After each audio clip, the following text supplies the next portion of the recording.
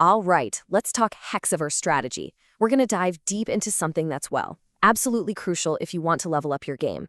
It's the secret sauce that turns a decent player into a truly great one. We're talking about the power of archetypes. So here's the puzzle every single one of us faces, right? You've got your 30 cards, one goal. Deck out your opponent, but with a massive pool of cards out there, where do we even start? How do you build a deck that actually, wins consistently?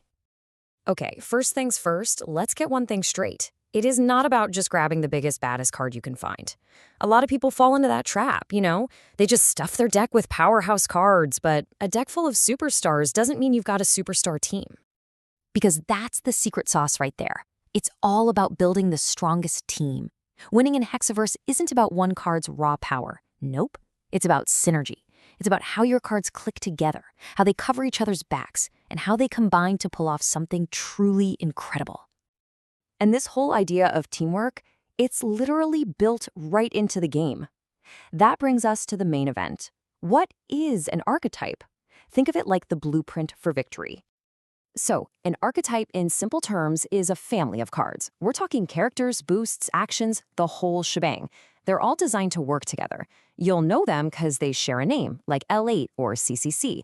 The magic is they're built to be synergistic. Their effects are meant to chain together to create these massive plays you just can't get otherwise. So why bother building an archetype deck? Well, the advantages are huge. First, consistency is key, right? You're way more likely to draw into what you need. Then there's that powerful synergy we talked about, cards just setting each other up for bigger and better plays. You also avoid those awful dead draws, when you pull a card that does absolutely nothing for you. And maybe most important, a focused deck can actually protect its own game plan. Okay, let's get into a real example so you can see what I mean. First up, LA Operation. These guys don't play around with big, flashy attacks. Their whole thing is to disrupt and dismantle your entire game plan. Yeah, their whole strategy focuses heavily on, and I quote, directly removing cards from the opponent's deck and forcing discards. So instead of fighting your characters, they go after your hand and your deck. They make you discard, they mill cards right off the top. Basically, they leave you with nothing left to play. And look how this team works together. It's pretty slick. You've got L8 gunner Emily Schnell messing with their hand, forcing discards. Then L8 caster Manuela Greenberg goes straight for the deck, just chipping away at their resources. And to top it all off, you slap down an L8 spell's silence, and suddenly your opponent can't even play their action cards. It's a complete lockdown strategy. All right, now for something completely different. Let's talk about CC Service, or Cheat Code Cafe. These guys have a wild strategy. They want to profit from chaos. So the CCC strategy is, well, it's kind of nuts. For them, their own destruction is literally their greatest weapon. I know, that sounds backward, right? Usually, losing your characters is bad, but for CCC, that's the whole point. Check out this chain reaction. It's awesome.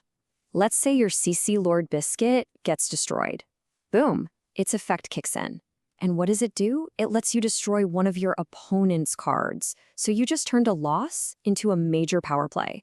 They get punished for playing the game. It's a win-win for you.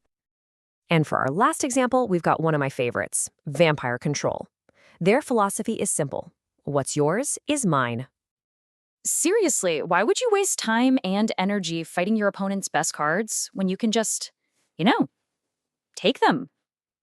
That's the whole game for vampires. They don't destroy, they steal. And this move just changes everything. Look at this. Before, your opponent has some huge, scary character on their field. But after a little vampire bite, bam, that character is now on your side of the field, and their side is empty. It is a massive, often game-ending swing in momentum. How do you come back from that? So we've looked at 3 completely different ways to win, but they're all built on that same foundation of archetype synergy, which leads to the big question for you. Which team will you lead? It's time to find your playstyle. Let's break it down one more time. You've got L8 Operation, the control and disruption masters who just want to pick apart your opponent's plans. Then there's CCC Service, the swarm deck that turns its own losses into huge advantages. And finally, Vampire Control, all about theft and domination, stealing the best tools right out of your opponent's toolbox. You see, an archetype is way more than just a strategy. It's really a form of player expression. It says something about how you like to play, what kind of challenges you enjoy. At the end of the day, your deck is your signature. It tells your opponent exactly who they're up against. So the only question left is, what will you write?